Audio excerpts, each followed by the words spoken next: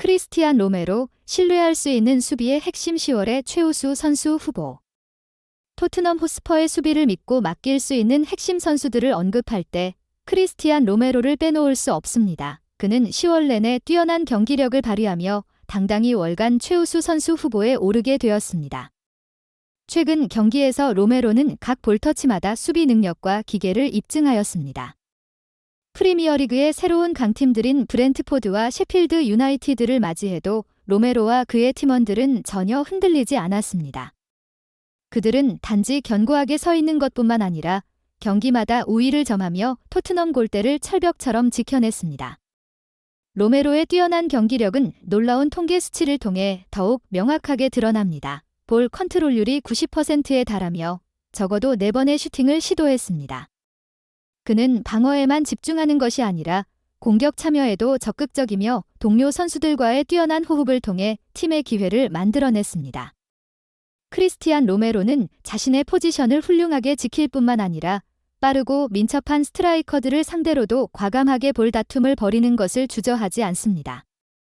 그의 경기 읽기 능력과 즉각적인 반응은 토트넘의 골문을 여러 차례 구해내며 결정적인 방어 플레이나 세트피스 상황에서 위험을 해소하는 헤딩 등으로 두각을 나타냈습니다.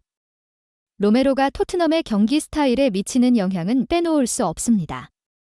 그는 단순한 중앙 수비수가 아니라 경기의 리듬을 조절하고 후방에서 경기를 구축하는 데 도움을 주는 지휘자 역할을 합니다.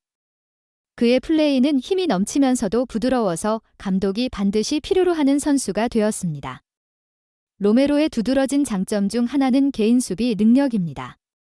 그는 공을 차단하고 되찾는 것뿐만 아니라 상대 팀의 강력한 공격수와 직접 대결하는 능력도 갖추고 있습니다.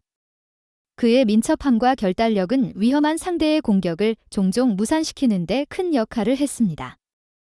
로메로가 보여준 바에 따르면 그는 단지 달의 최우수 선수로 선정될 자격이 있는 것이 아니라 토트넘 팬들에게는 조용한 영웅입니다. 그는 팀을 이끄는 등대이자 신뢰할 수 있는 수비 지점이며 스퍼스의 모든 전술에서 빠질 수 없는 중요한 요소입니다. 로메로의 존재감은 수비 라인에 힘을 불어넣을 뿐만 아니라 그의 모든 슈팅과 볼터치가 믿음과 결단력을 담고 있어 동료들에게 영감을 주고 있습니다. 메디슨을 위한 긴급 전략, 포스테코글루 감독과의 심리적 대결. 토트넘의 프리미어리그에서 완벽한 연기가 첼시 앞에서 갑작스럽게 끊어졌을 때 이번 시즌 무패의 전설을 유지할 수 있는 팀은 더 이상 남아있지 않았습니다. 아스널과 토트넘, 두 불패의 기둥이 모두 패배의 쓴맛을 봐야만 했습니다. 영웅적인 모습의 토트넘은 맨체스터 시티에 의해 왕좌에서 밀려나 준우승으로 추락했습니다. 하지만 그 경기는 일상적인 충돌이 아니었으며 각별한 연극이 펼쳐진 무대였습니다. 거기에서 토트넘의 모든 선수들이 전사처럼 경기에 임했으며 그중에 손흥민이 스트라이커로서 브랜던 존슨, 메디슨, 쿨루세브스키가 미드필드에서 지원을 아끼지 않았습니다. 폭풍의 중심에서 메디슨은 발목의 관절 부상을 입었습니다. 그의 부상에도 불구하고 꿋꿋이 경기를 포기하지 않으려는 의지는 굴하지 않은 정신의 상징이 되었습니다. 하지만 포스테코글루 감독은 멀리 내다보는 시각으로 메디슨의 건강을 최우선으로 생각하고 선수 교체 결정을 미룰 수 없다고 판단했습니다. 로메로가 레드카드를 받고 경기장을 떠나게 되자 포스테코글루 감독은 수비진을 강화해야 할 필요성을 깨달았습니다. 그는 손흥민과 호흡을 맞춘 존슨을 대신 투입했고 비록 그의 골은 오프사이드로 거부되었지만 말이죠. 그러나 주요 수비수의 결장은 토트넘의 수비 라인에 큰 공백을 남겼고 그들은 수비수의 수를 늘릴 필요가 있었습니다. 메디슨을 교체하는 것도 피할 수 없는 일이었습니다. 하지만 축구에 대한 열정이 강한 메디슨은 가벼운 부상에도 불구하고 교체된 것에 불만을 품었습니다. 라커룸 안에서 메디슨이 선수 교체 결정에 반대하는 목소리를 냈다는 소문이 있습니다. 그는 자주 교체되는 것에 화가 나 있었고 특히 이번에는 전반전에 교체되자 분노가 더욱 치솟았습니다.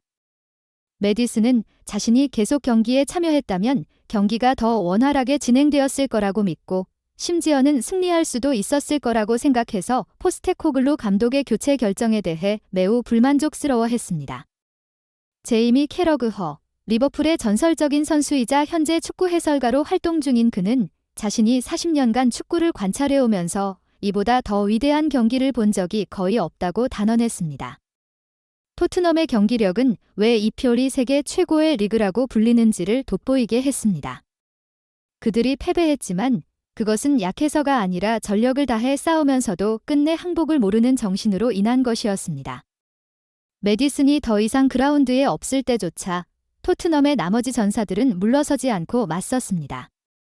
한편 메디슨은 축구장에서의 자존심 높은 선수로 여겨지며 자신이 교체된 것이 패배의 원인이라고 믿고 있습니다.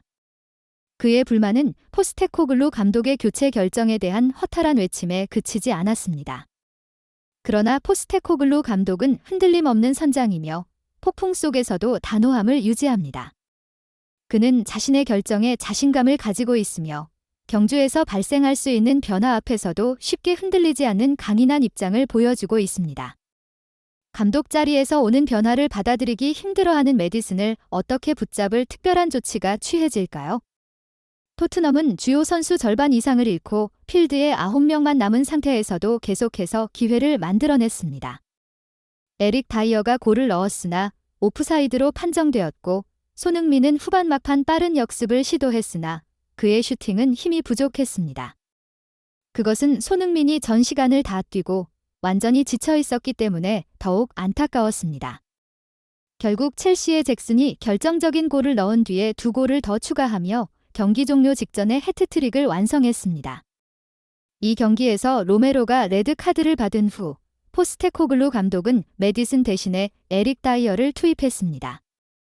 그날 경기에서 9명의 선수만 남은 상황에서도 토트넘 선수들은 아주 잘 싸웠습니다. 메디슨이 있었다면 얼마나 더 잘했을지 상상하기 어렵습니다.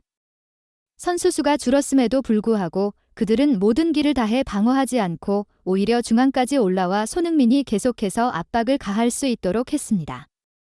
경기가 끝날 때까지 그들은 계속해서 기회를 만들고 위험한 공격을 시도하며 강한 싸움의 정신을 보여주었습니다. 불리한 상황에도 불구하고 지난 시즌과 마찬가지로 싸우는 태도는 전혀 줄지 않았고 그래서 집에서 응원하는 팬들이 경기장을 떠나지 않고 박수를 보냈습니다. 토트넘이 크게 졌음에도 불구하고 그들의 경기력은 많은 찬사를 받았습니다.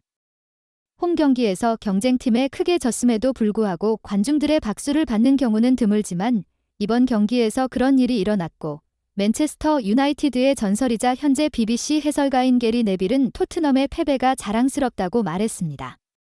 그들의 감독인 포스테코글루도 선수들이 마지막까지 보여준 싸움의 정신을 보고 자부심을 느꼈을 것입니다.